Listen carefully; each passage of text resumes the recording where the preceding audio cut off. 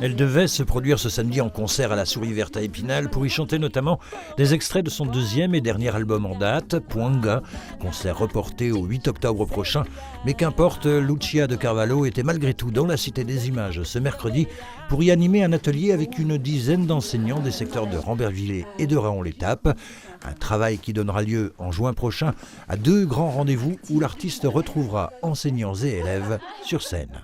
On a l'habitude de rencontrer directement les élèves, de leur transmettre. Généralement, les professeurs, ils sont juste là pour encadrer, faire un peu la police. et du coup, c'est vraiment la première fois où on passe par les enseignants. On transmet les choses à l'enseignant pour que l'enseignant transmette ensuite aux élèves. Just ask this melody to bring some harmony inside you. Just ask this melody to bring some harmony inside. Ça crée forcément des défis différents parce que si on dit à l'enseignant de faire ce sera peut-être pas aussi simple pour lui alors que l'élève peut faire.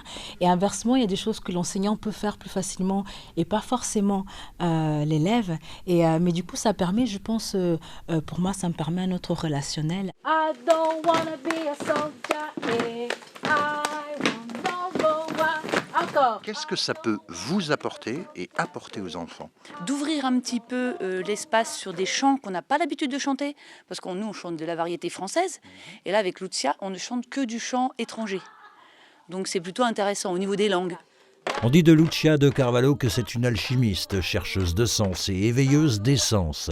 Des traits de caractère que ses origines ont certainement développés tout au long de son parcours de vie.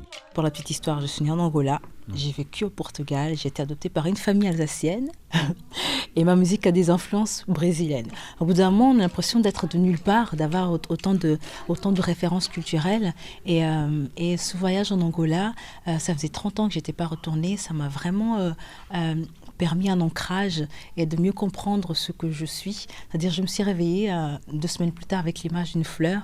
Les racines, c'était l'Angola, la tige, le Portugal, la fleur, le Brésil, et la France est le sol qui permet à cette fleur de pousser. La quête d'une musique universelle et lumineuse, ce n'est d'ailleurs pas sans raison que Poinga, le titre de son dernier album, signifie tout simplement lumière.